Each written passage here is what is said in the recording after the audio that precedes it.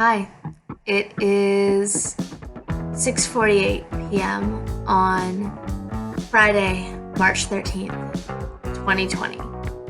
March 14th, March 15th, March 18th, March 22nd, March 25th, April 1st, April 7th, April 16th, 2020, and this is my coronavirus diary, Selfie in place. I live in Wheeler Dorm. I'm an RA to freshman.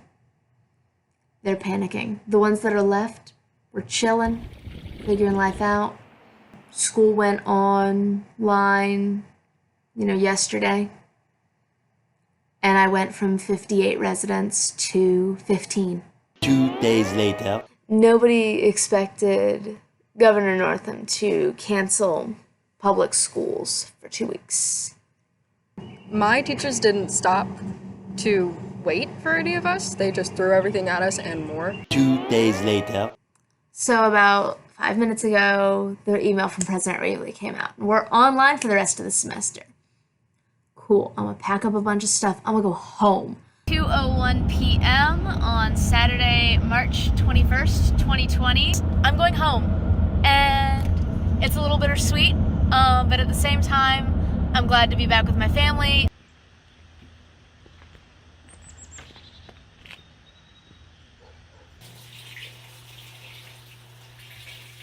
I still got a lot of unpacking to do. Got a lot of unpacking to do. We compared Canvas and Google Classroom and emails, and we've got it all written down now so that we can keep up with each other and make sure that, I can take my midterm and my mom can attend her meetings and my brother can do his stuff. I'm just tired. I'm no motivation to get work done. None. I'm having to sit there and force myself to do work. It helps. It actually really helps that my mom sits at the dining room table with me to do work. 2 weeks ago, Friday, March 13th. Friday the 13th, the same week as the full moon. Yes. But anyway, yeah. Friday, March 13th, they kicked us out. Basically, just get your stuff and get out. We're closing the doors for at least 2 weeks. Basically, I was ready. My school had been 1-to-1, and I embraced technology. So I already was used to making videos and posting them. The students that had paid attention, I had taught them how to use Google Classroom, how to find their assignments, how to open them, how to click on links and go to things. I taught them Flipgrid. I taught them This is Language. I taught them Quizlet. I taught them Quiziz. I taught them Kahoot. I taught them how to open a document, how to write on it or type on it, how to submit it. They were prepared. I was prepared. I don't like it, but I can function if the students want to participate and if they are able to, depending on their needs. Well, some things changed, but a lot of things didn't.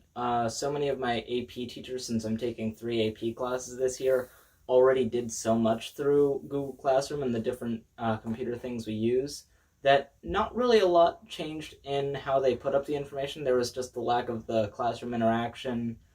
For me, it's been a pretty good shift. It's with telework, as people before this who were teleworking understood, and now the rest of us who have never teleworked before are understanding, is that your work hours can be a little bit more flexible. I limit myself to my usual work hours, which I think has helped me a lot in that I don't want to get in a habit that just because I have all of my stuff here and available to me and my work available to me, that all of a sudden I'm spending 12 or 13 hours a day at work. Once I was able to get access to VDOT's computers system, I was able to pretty much transfer from the office to home very easily.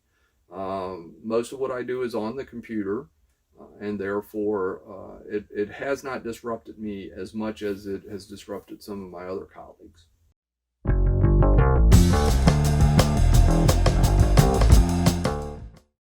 Called my mom's mom today and checked on her. She's doing okay. Well, it's certainly affected my daily life, much like everyone else's. I'm staying home mostly. Do not go to exercise. I do not visit with any of my family. I don't visit with any friends. I communicate really with texts or on the phone or email. I miss them a lot. Yes, I do. My uncle is the primary caretaker of my grandmother on my dad's side. My work is considered essential since I work in the grocery industry. So I do still work 4 days a week. And I guess my biggest concern is, just working and potentially bringing something home, which I think is everybody's concern.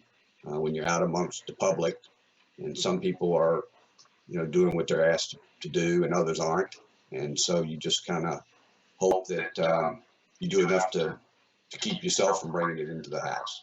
No, we don't do a whole lot differently. I mean, we didn't, go out that much anyway, not really. And I wash my hands 900 times a day.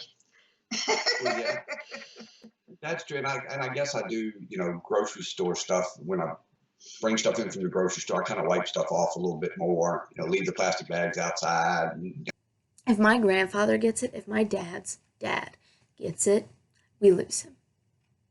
He's gone. If he gets this, he'll die. And that's terrifying. If it wasn't for David being here like he is and giving me the help he gives me, I don't know what I would do, because he has been a lifesaver. And I miss y'all because, it's been a long time since we've seen each other.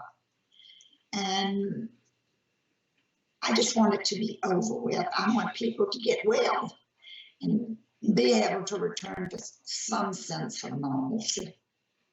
It got real today because now all four of us are home and doing work for the foreseeable future. I just saw a picture of Governor Ralph Northam at the podium like he was doing a press conference, and then I read the headline underneath, and it said, Northam announces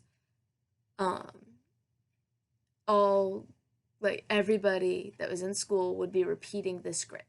Like, they'd be repeating the grade level, they wouldn't be going higher, they wouldn't be going lower. And I was like, that's gotta be an April Fool's prank. And I clicked on it, and it is.